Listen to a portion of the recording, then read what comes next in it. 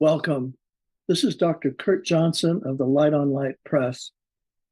Thank you for joining us for this journey through Lighton Light books, Illuminating the Message of Peace. In it, we'll be sharing a moment with each Lighton Light author, simply bridged by banners and animations, sharing their books' titles and covers. So let's go over right now to our first author. Sit back and enjoy this colorful sequence of Lighton Light authors and their messages.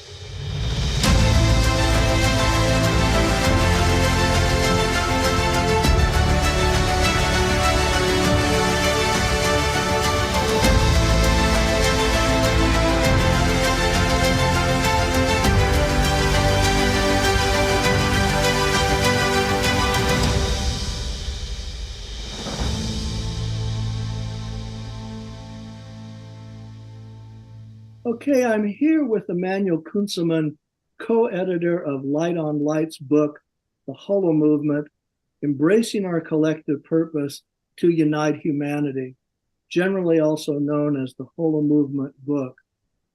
So Emmanuel, tell us, what were the transformational goals that you visioned for the Holo Movement book? And how do you see those already coming to fruition in the emerging Holo Movement? Well, thank you, Kurt. It's a pleasure to be here, and I appreciate the opportunity to talk about the Holo Movement book. And the transformational goals were about as big and broad as one can imagine. So we shot for the sky and the outer limits here. The main idea is that the Holo Movement is a term coined by physicist David Bohm to describe the undivided wholeness of reality and how there's a flow between the implicate order, the divine coding of the universe, and the explicate order, our manifest reality. And Bohm described how this reality comes out of the infinite potential of the quantum field, but yet it is still all one.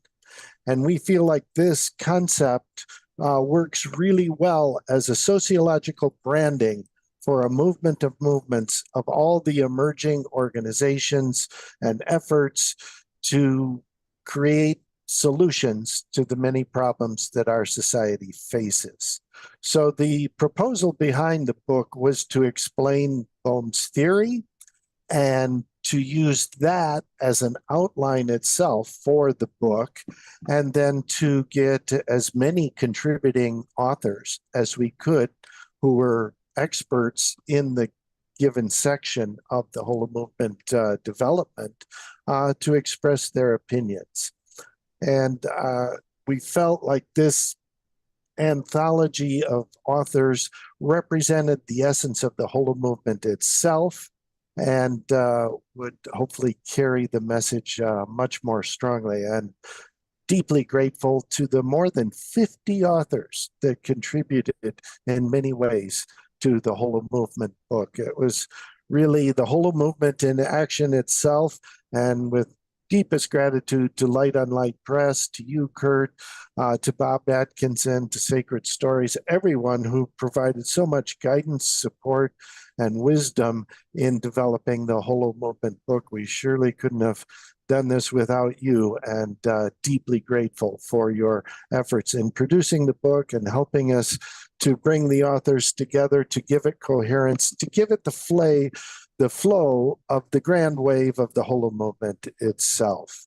The book is basically broken down into two parts. The first one there's an introduction, a brilliant introduction by Will Keepin, explaining the significance of the Holo Movement, particularly in light of the 2022 Nobel Peace Prize, which was given to 3 physicists who validated the theory of interconnectivity or non-locality. And this is a prerequisite for Bohm's theory of quantum physics to work. And so ever since the 1950s, when Bohm first presented his theory of quantum physics, this has been in the field of study of quantum physics. No one could disprove it mathematically, but one of the hang-ups for many physicists was that it required this idea of non-locality, that is entanglement. You take two particles, you put them together, they get shared properties, you separate them by light years, and when you change the property of one, the entangled partner particle will change exactly instantaneously in that moment with no time for communication across space and time. So this really is an idea that the universe is an instantaneous, all-pervasive connected web of information beyond space-time reality. So that's a lot to swallow, and for many physicists, perhaps too much, except that now in 2022, 3 physicists have been awarded the Nobel Prize for definitively proving that non-locality is in fact part of our universe, therefore validating Bohm. So it was a great year to launch this book, and Will Keepan, physicist himself, a brilliant philosopher and thinker, writes the introduction to the book explaining this. Then we take it on. There's a part on the implicate order, the attributes of the implicate order. What would divine essence itself look like to code and give the information to a holo movement? And then part 2 is the attributes of the explicate order, how reality manifests that inner purpose of the universe. There is an interval in the middle section by Ken Wilber, him posing some questions about the holo movement, explanation about integral theory itself, and then we take that second part on the explicate order to try and respond to Ken's questions. So there is a natural flow to the book, and we hope that it gives an explanation of the sociological branding of the holo movement, the meaning and purpose of the holo movement, and first and foremost and finally, inspiring people to take action. There's been a lot of talk, a lot of philosophy, but we know that our world is in crisis, that there are challenges everywhere, and we need to respond to those issues now, immediately, whether it's climate change or many of the other problems we have. As a human society, we can come together. We have the intelligence and the understanding to do this. We just need to work together, unify our efforts, become as one like the holo movement itself, and move forward. So the grand call of the book really is to understand this, to inspire us, and create a foundation both scientifically and spiritually for every individual working then in a collective, what we would call holon, working together in these small communities to alleviate some of the problems we face today. So that's the transformative action of the book itself and the outcome we had hoped for. Couldn't be more pleased with all the support from you, as I mentioned before, and Lighton Light Press. The reception the book has gotten so far, and it really gives us a standard bearer for the basis of the holo movement itself. As we're talking to people, we can always reference the book and say, if you want to understand more details from 50 different brilliant, experienced authors with their voices on the holo movement, read the book. So that was our intention. We're working on the outcome, but so far so good. We're really, really pleased with everything, and hope you will all read the book and take action yourselves and find your flow in the holo movement. It's hold us in motion. It's taking us into an ever brighter future. Yeah, Emmanuel, thank you so much. And really, it's so appropriate that you'd be opening the discussion of all of these books in that context of the holo movement and of wholeness. And I want to direct everyone's attention also during Peace Week, of which this program is a part, to our Voice America special for Peace Week, in which Emmanuel also talks then about the unfolding of the holo movement and everything that has been happening since the Igniting the Holo Movement event in Sedona in March. So Manuel, again, thank you. What a perfect context for us to talk about all the other books that have come out of Light on Light this year and last year. Thank you, Kurt. It's my pleasure. And thank you again for everything you do at Light on Light. You're really casting that light on the world. So, deepest gratitude.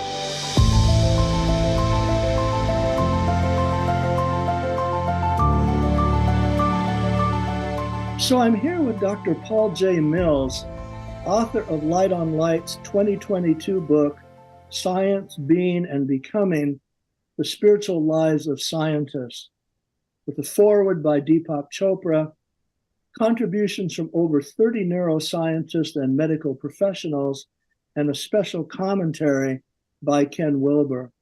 And we were thrilled when this book won a well-deserved Gold Nautilus-award. So, Paul, can you tell us what was your transformative goal in writing the book, and how have you seen that goal furthered and fulfilled with the success of the book? Thank you, Kurt. Be happy to speak about that.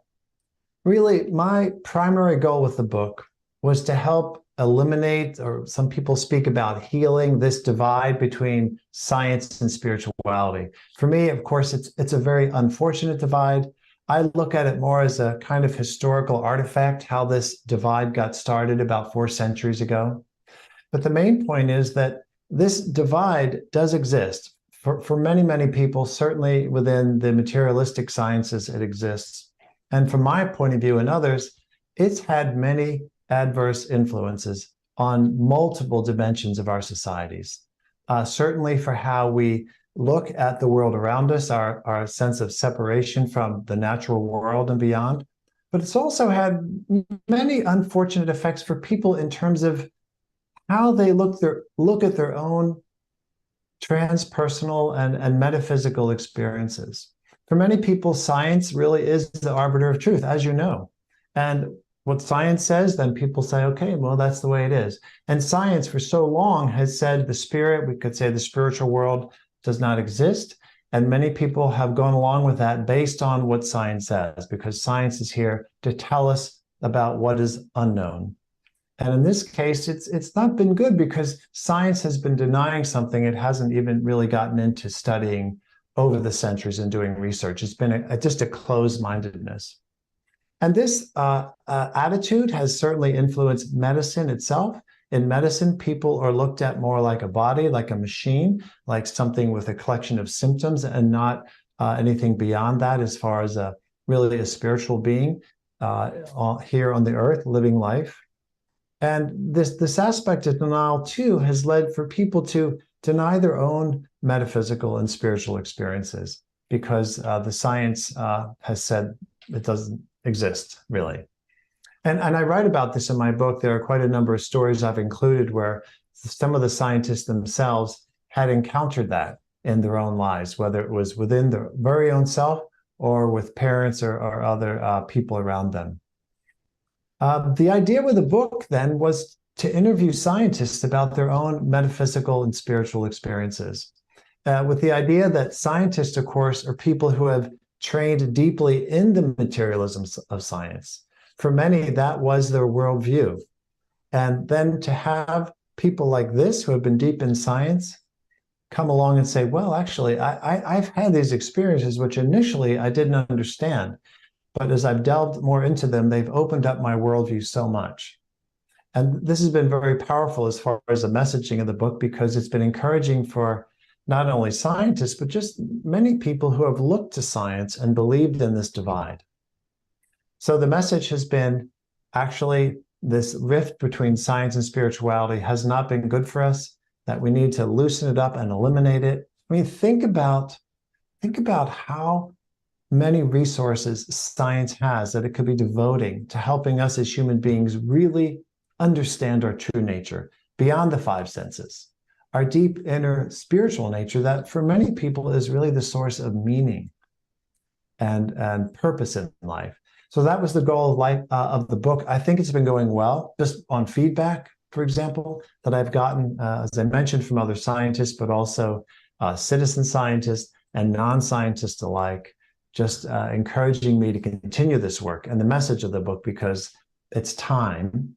that we just resurrect science and help it fulfill, which I think was one of its initial goals, which was to help us understand the nature of the universe, the living universe itself, and how that works and its conscious relationship to us. Yeah, Paul, thank you. I mean, what an overview of what people have to look forward to in reading Science, Being, and Becoming. So, Paul, then tell us what is next in your plans, not only for the message of this book, but also your ongoing work on this important transformational theme. Well, a main focus area for me lately is a podcast that I'm doing with Dr. Julie Kroll. The title of the podcast is Main Street Mystics.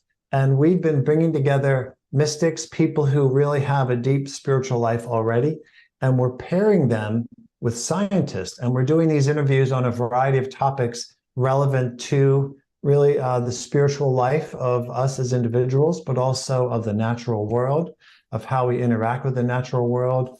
You know, animals, we did one on meditation and so forth. This has been, I think, really well received and has also helped further the messaging of the book, because we're grounding a lot of the message of the book in practical terms through these interviews. Let's see, the next book, is that what you're asking about too? Why not? Yeah, okay. Well, let's see. Before I got into neuroscience, I trained in biology and ornithology. And I'm mentioning that because I've always had a deep love and appreciation of the natural world, of the earth herself, and all of its inhabitants, plants, animals, and so forth. And what has me interested in lately that I've been doing meditation on and reading about is understanding how our human spiritual evolution is related to the spiritual evolution of the earth herself and the earth's inhabitants, and particularly within the kingdoms of nature. And I'm happy to get into that deeper if you'd like, because there's many dimensions of that, of course.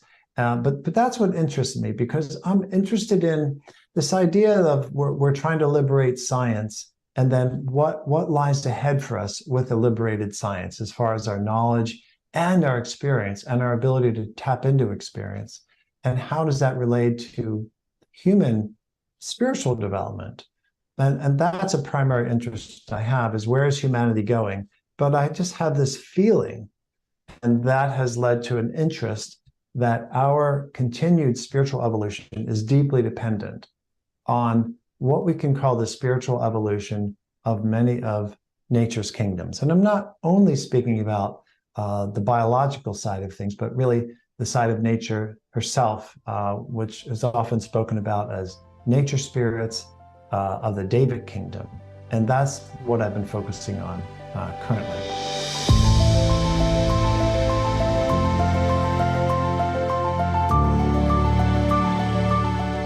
So I'm here with Dr. Elena Mustakova. Elena, thanks so much for joining this special program with Light on Light authors. Now, Elena, in 2021, you published with us Global Unitive Healing, Integral Skills for Personal and Collective Transformation, with a foreword by Ken Wilber and an afterword by Claudia Wells, the chair at the Institute of Noetic Sciences. And we were so thrilled that it won a Silver Nautilus-award. So, Elena, can you tell us about the book and what was your transformative goal in writing it, and how you've seen that goal furthered and fulfilled with the success that the book has had? Thank you, Kurt. It's always been an absolute joy and pleasure to work with you. And I'm very happy we can talk about this book that we helped bring into the world together. My book was really a response to the deepest affliction of our age, which I believe is our divisiveness, which results from centuries of domination as a model for human relations. So this domination paradigm is at the root of the economic, political, social, and environmental policies that have literally brought humanity to the brink of disaster. And it is still paralyzing decision-making at the highest levels, the same divisive, dominant paradigm, even as the clock is ticking on a heating planet, and wars and authoritarian regimes are further exacerbating the threat to humanity. So to counteract these deep-rooted patterns, we need to engage in processes of unitive healing. And frankly, when the book came out, this was a term that really didn't exist, unitive healing. It has been out in circulation since you and I worked on this book together. And what that means is that we actually need to develop processes of healing on individual level, community level, national level, and global healing in such ways that it leads to a more united world. So that's what really my book is about. And it starts with looking inward and reawakening to who we really are, because we're so conditioned by these political and social identities and identifications that are really pushed on us, ideological identifications as well, that in a way, as well as by corporate materialism and this numbing consumerism, that we've really forgotten in so many ways who we really are. So beginning by connecting to our inner nature, to that space within, whether we call it soul or our inner reality, it's a space beyond words, it's a space beyond names, but it's a space from which our deepest capacities and commitments arise. So healing always begins with connecting to that place, and then really understanding how we, in fact, choose the states of our own minds and hearts, and we have authorship over that. So the goal is really to motivate each person to step on this path and to take ownership of our innate capacity for compassion for human suffering and our burning desire for justice, which is universal to all of us, and also our capacity for discernment. These are things we have forgotten we have, and these are our deepest resources. So the book shows through many life vignettes how people awaken to these deep capacities within, heal old and dysfunctional narratives, and move into becoming agents of change. And as I continue to work on the ground since then, one of the things that is becoming even clearer to me is that the majority of people around the world, I'm now in Europe and working mostly with Eastern Europe, but also throughout the world, continue to work globally. And most people really do want to make positive change in the world.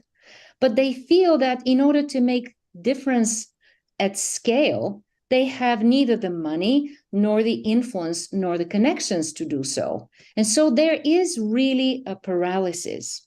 So what we don't understand, and what I really tried to make clear with this book and continuing to work on that now, is that the state of things is really a consequence and an expression of our mindsets.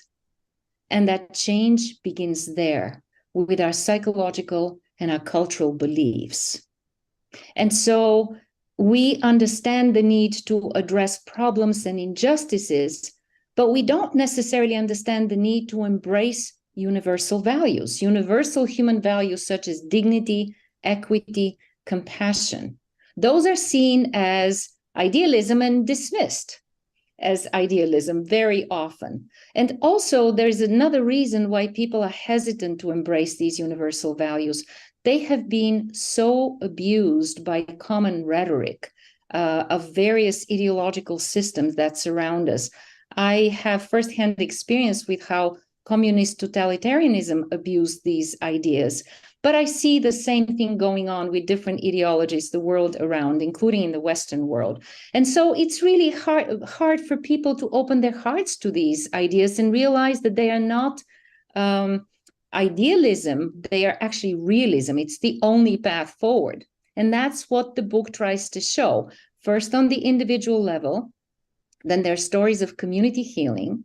There are stories of using language to heal.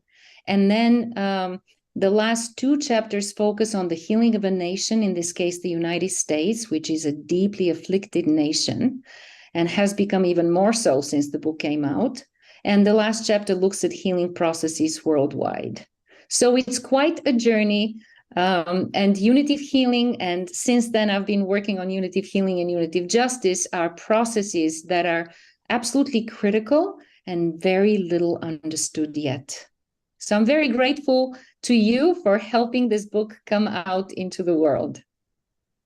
Yeah, so Elena, it's just great to hear that summary, and it's so in sync with all of the other discussions by the Light on Light authors in this program. And I know that you've been continuing with a lot of activity globally, and some of that's going to be landing in the same Peace Week season as this program. So tell us about that and what you're going to be doing with the future of the message of your book.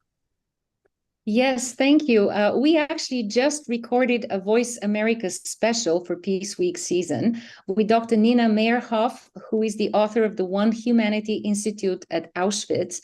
And today we had the joy to explore how much we have this shared vision for humanity and for youth, and how comparable our challenges are as we're working in the former Eastern Europe, trying to introduce a vision and an understanding that's global, but that is particularly less understood in this part of the world.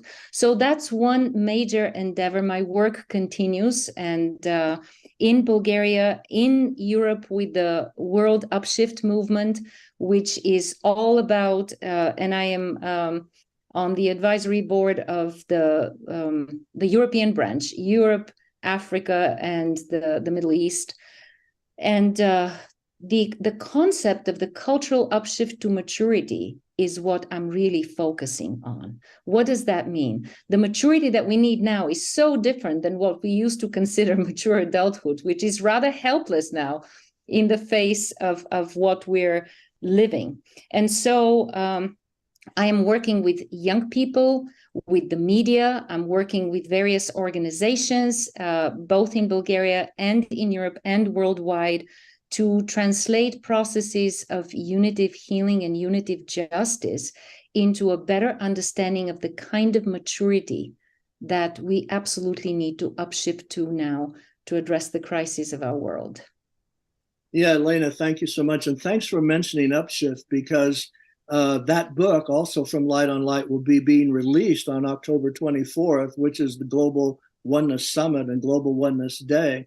And there's also going to be a special program on the Great Upshift book and the Upshift movement as a part of the Peace Week as well. So Elena, thank you so much for joining us and telling us all about this important work that you've been doing. Thank you, Kurt. It's always a delight to be talking with you, to be working with you. I'm most grateful for the wonderful work you are doing for all of us in humanity. Thank you.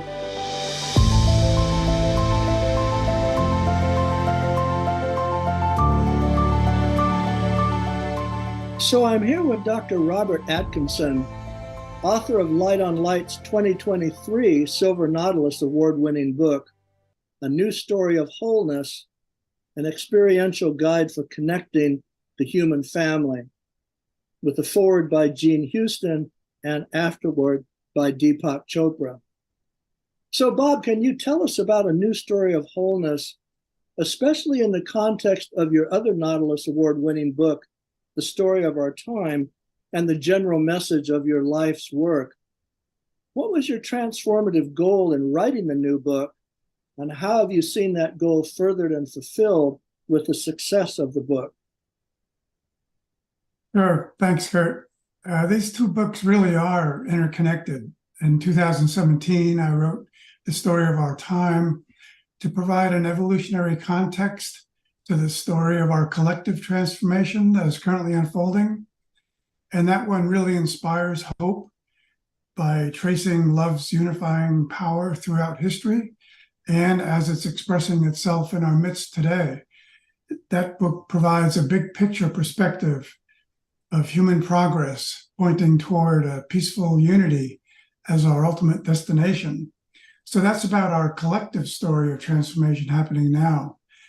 And because we're clearly at a critical juncture in human history, I realized that we needed markers and signposts to guide our way personally and individually through this process as well. And that's what Jean Houston addressed in her foreword to A New Story of Wholeness. She wrote, "We need new ways of relating to each other and serving humanity. We know instinctively when a new story is needed, when the old stories no longer speak to the current reality. What we need is for stories to be remythologized and rewoven in the light of today's necessities." So that's exactly what this book does. It identifies the motifs and archetypes we're born with, latent in our unconscious, that emerge as we live out experiences of life and that are guiding us individually and collectively through a periodic process of transformation. This is what helps us discover a new story of our wholeness. So after a lifetime of working in folklore and mythology and comparative religion and psychology, and developing a protocol for personal myth-making, soul-making, and life storytelling, I've come to recognize a universal pattern shared by these ways of knowing that transforms our lives and keeps humanity on its evolutionary path. It's a pattern embedded within our unconscious that guides our evolving consciousness, keeps our focus on the wholeness of all things, and brings many separate paths of wholeness back together as one. So this is a unitive pattern we are born with that connects us all as part of the human family. And that means that A New Story of Wholeness is about our personal story of transformation that's needed now to help fuel our collective story of transformation. They interconnect in that way. One's focused on the collective and the other is focused on the individual, the personal. And a brief summary of the latest might look something like this. A new story of wholeness is emerging from within us, aligning our endeavors with the wholeness and motion around us. Our deep story connects us to our own wholeness, to the entire human family, and to the greater wholeness of the universe. So as far as the transformative goal in writing the book, that's also pretty much summed up in the prologue that I wrote, which says, the purpose of this book is to provide the means for telling the story of our innate wholeness, which will lead us to a unitive consciousness. This creative process of exploring and expressing our own experience of wholeness gives us all a deeper commitment to ensuring Earth's well-being as a living organism, reveals to us the necessity of collaborative relationships and dynamic co-evolutionary partnerships on a planetary scale, and confirms for us that our personal and collective evolution of consciousness depends upon the stories we share with each other. So, an overview of the book. The first part explains the three principles that heal the illusion of separation. And the first principle is the evolution principle, which says evolution is directional toward ever wider circles of unity. Briefly, the second principle is the consciousness principle, which says consciousness is an innate potentiality unfolding toward right relationships on all levels. Yet with this one, consciousness is dependent upon the initiative we take to actively investigate reality. And third, the wholeness principle says that reality is one and all of creation is a whole. So when we put these three principles together and we can merge them actually into a meta principle that underlies them all, and that is consciousness evolves toward wholeness. And that's really what both books are about. Yeah, and Uh, Bob, congratulations. And obviously, the public got the message, and book people got the message, because you certainly have gotten the accolades from the Nautilus folk with regard to that message. And also, thank you, for so much of what you've brought to Light on Light and our whole process here. That's involved all the books that we're really talking about on this program. So Bob, looking ahead, what do you see as the future now for your work and your books with this amazing message? well, I think it's really one thing that's really important, I think, is that more people become aware of and proactive in the art of what I like to call conscious storytelling. And just like the world needs conscious business and also to understand conscious evolution, we need to become more familiar with conscious storytelling, especially because, especially narratives that bring about unity. And these are what we call unitive narratives. As we become conscious of the wondrous wholeness all around us, we naturally want to share this with others. And so I'm getting this message out through my workshops, through blogs, through interviews and the like. And the workshops on living in wholeness really are transformative. It's amazing how much people can realize about their own life experiences when they go to this deeper archetypal level of putting their life together as a whole and seeing it as a lifetime of transformative experiences that have led them to where they are. So those are some of the ways I'm getting it out there. Yeah, so Bob, so thanks so much. And again, well-deserved congratulations.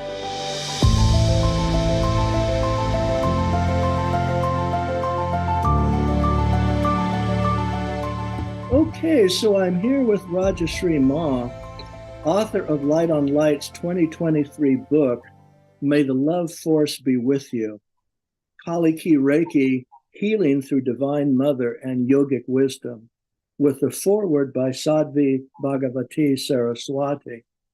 So Rajashree Ma, can you tell us, what was your transformative goal in writing the book, and how have you seen that goal furthered and fulfilled with the success of the book? Oh, thank you for the question, Kurt. First of all, I guess there really were two goals, and those two goals kind of weave together. And one is that I really want people to see the presence of the sacred feminine in the world today. And some of how we're seeing her in the world today, right, is she's giving us a lot of wake-up calls through floods and earthquakes and fires. And, she's saying, children, you have not been listening. And so part of the message is it's time to listen. But it's not that we listen, right, with our outer ears. It's not even about seeing with our outer eyes. Right, it's listening to her within, listening in our own heart to the messages of, yes, how we need to be in the world, but also how we need to be with one another. And then along with that, and this is the second goal that weaves together, and of course she is the great weaver, is for as much as possible for people to understand that healing, and yes, I teach a form of energy healing, Kali Ki Reiki healing, right? But that healing is an opportunity for wholeness, and it's an opportunity for harmony within our own physical, emotional, mental, and spiritual systems, and harmony with one another and in the world. And Kurt, that energy healing, I guess part of it is like I want people to take energy healing seriously, to understand that it fits in with our new holographic understanding that comes from science, right? The as above, so below, everything is reflected in everything else. The Sanskrit word sarva sarvatma katva, which means everything is within everything else. And to understand that energy healing is about healing all of us, because we are only energy. We're energy vibrating at different frequencies. And what energy healing can do is it can actually adjust those frequencies within us and get them running in better alignment within us, but also can attune or entrain our energy system with the energies of others and our planet. That to me is wholeness. That is healing. No, that's great to hear, because we're also going to be talking with Dr. Robert Atkinson about his book, A New Story of Wholeness. So isn't it interesting how all of these threads run together? And we were talking just before we got on about, the things that are ahead in your work, because it's so important that an entire new lineage in Reiki healing has evolved out of the wellspring of the divine feminine specifically. And that's just really, so important. So leads to then the next thing we want to ask you about is, what's next then, as you see it, with your work and the message of your book? Yeah, thank you. What I really want is for people to experience this. I want people to be able to look within and to experience what it means to come into alignment. How do we do that? I mean, I would love everyone to experience a Reiki healing, and that actually can be done at distance. And I'd like everyone to experience the energy, which is, this is the energy that's known by so many different words. I call it the love force. It's the life force energy. It's Holy Spirit. It's, it's just beingness. And I want people to know this and understand this for their wisening, for their awakening, right? And so, for people to kind of maybe step out of their comfort zones and do a little experiencing. But of course, you can't experience it unless you're open to it, right? If you're open to changing your paradigms and seeing the world as energy, not just mentally knowing it, but feeling it. So I want to do this through any means possible, really, Kurt, because anything is an opportunity to feel into the depths of being.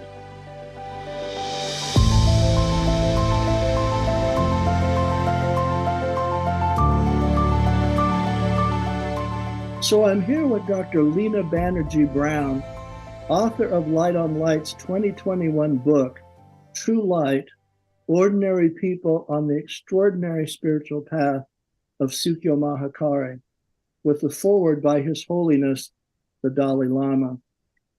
So Lena, can you tell us, what was your transformative goal in writing the book, and how have you seen that goal furthered and fulfilled with the success of the book? Thank you so much, Kurt. It's been, first of all, a joy to publish the book with you and to share its message.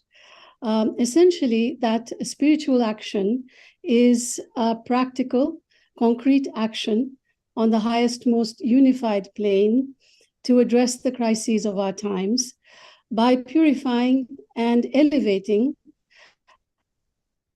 the vibrations and condition of our deep conscious, and the condition of the physical and natural world.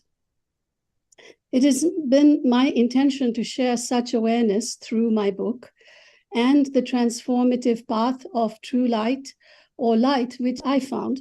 So readers, listeners, if they like, can go to True Light or Sukyo Mahikari centers throughout the world to make their own connections and have their own awakenings.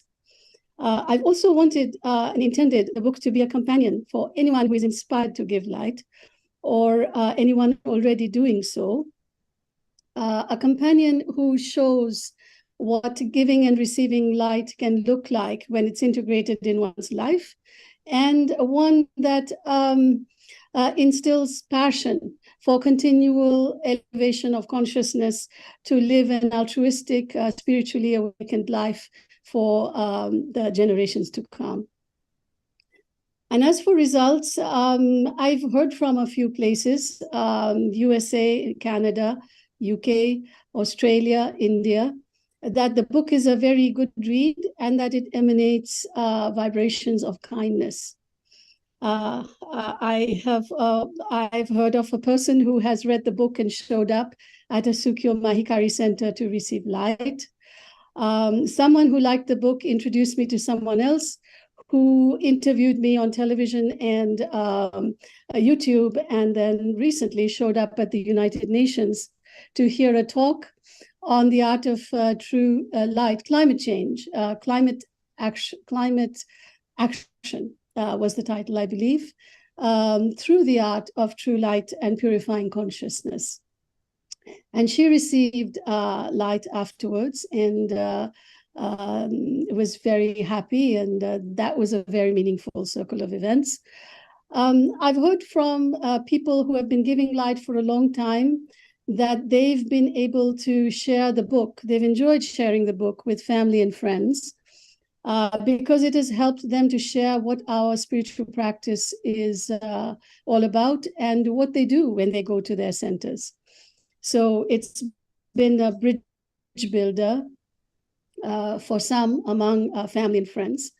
And 3 groups of light givers in 3 different cities in the United States started book clubs with the book. And that has been an experience that has increased their sense of community, they have said, and also their joy of service. And one of the groups planted a Yoko garden, which is an organic garden grown with light to regain the attitude of human nature harmony. So those are some of the fulfillments of publishing the book with you. Besides, the memory of the beautiful process of publishing the book with your whole team, and the visual result, which really makes me smile every time I look at the book. So thank you so much. No, absolutely. And it's great to hear that report of the effect that this amazing book has had on people. So Lena, tell us what is next in your plans with regard to your work and the message of the book. Thank you. It's essentially the work of integrating the spiritual and the material. For example, light and psychology, light and governance, any field really. With respect to light and psychology, one project that began when the book launched is materializing now. It's a spirit-centeredness course series for mental health professionals, through which we look forward to introducing the book to our colleagues, as well as the practice of light and the positive impacts on personal and collective health and well-being. Spirit-centeredness is a term that represents this integration of the spiritual and material. It means self-awareness of spirit, mind, and body, guided by thoughts, words, that guides thoughts, words, and actions. So I'll say it one more time. That spirit-centeredness represents the integration of the spiritual and material. And it means self-awareness of spirit, mind, and body that guides thoughts, words, and actions. The 3 courses are titled Spirit-Centeredness in Psychology, a spirit-centered self-reflective exercise, and developing balance through spirit-centered gardening. So besides that, we have a small group called Circles, which meets monthly. It's a group of colleagues and a Sukyo Mahikari instructor. And we get together to develop and to practice spirit-centeredness exercises. We do it in the form of light and reflection circles, which is we give and receive light and then we do reflection. Or we do reflection circles in which we simply do reflection. So we look forward to sharing this work of cultivating spirit-centeredness and spiritual philanthropy as opportunities to do so come to us organically. Thank you so much.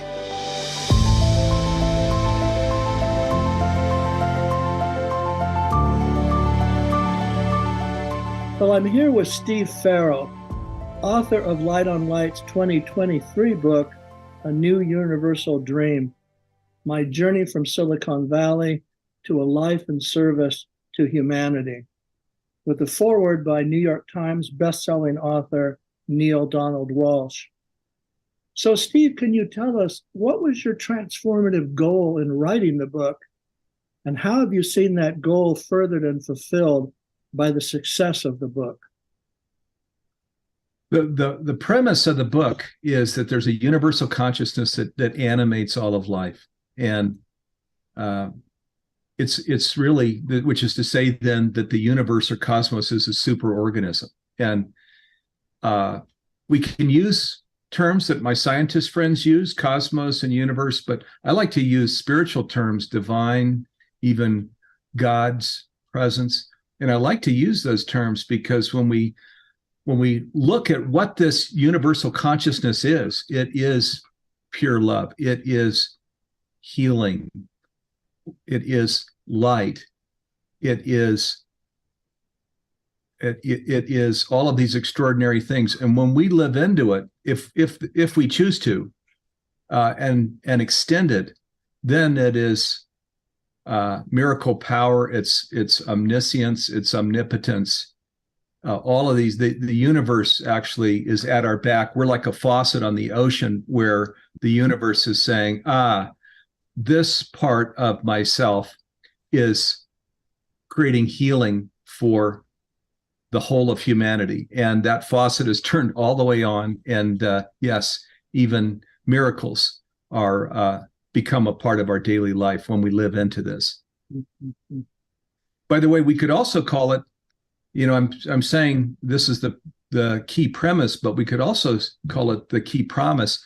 There are two premise or promises that follow this. The second one is that we're actually designed then as part of this universal consciousness. That would make sense, wouldn't it, if there is a universal consciousness that is animating all of life, that we're designed to be part of it. And then the third is that the more we give ourselves away, which is to say, and be in service to the whole, the better we feel. So, and these things follow one after the other after the other. And now the interesting thing here is of course, my co-founder, Neil Donald Walsch, Conversations with God, shares all of this, but mystical traditions that share this. This goes back to 2050 BCE, goes way, way back. And scientists are now affirming all of the things that I'm sharing. Of course, things like love and healing and health and well-being. Actually, health and well-being, they do bring in. Love and healing, not so much, though the scientists do say that it is a non-dual universe. It's a universe that's in harmony, which is now going against a lot of the things that we were taught growing up, this dual universe that exists. And scientists are saying, no, that's not the case. Yeah, so Steve, this is so exciting. So tell us now, what's next? Because between your book and Humanity's Team and Humanity's Stream and Changing the Future of Humanity and all of your initiatives, so what is next with you, with your message and the message of your book? So what's next for us is really education. So there are three things that we recommend to people that are wanting to live into this. One is that they educate themselves and really understand this whole conscious universe and how they can live into it. The second one is embodying and expressing this new awareness. It's one thing to have an awareness of a conscious universe. The awareness only is like looking at a beautiful meal on a table and not eating it. And the opportunity is to eat it, which is to say to embody it and express it. And that's where the beauty and the real joy comes in. And then the third one, which naturally follows, is engagement, inviting other people to live into it. This is, as you know, Kurt, we're sharing, this is our Galileo moment now. Galileo moment because in the early 1600s, Galileo was the man that stood up with his telescope and said, gosh, this geocentric universe where we believe the whole universe revolves around the Earth is not so. That we actually revolve around a sun, and we're in a solar system, and we're at the edge of the universe. He had to recant to save his life. He was under house arrest all of his life.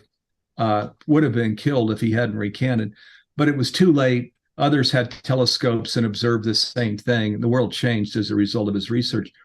I say Galileo moment because what we're talking about here now is this universal consciousness animating all of life. We live inside of a super organism, that we're a cell in the body of life. We want to be in service to it. That's what makes us happy.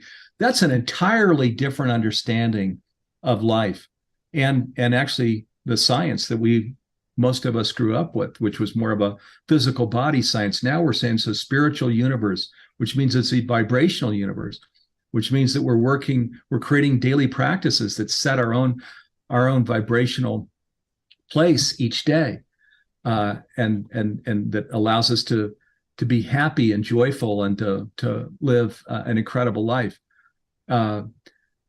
Where we live into that, and where we experience that, what I describe it as is it's like living on a raft up above the daily roller coaster life. That's good day, bad day.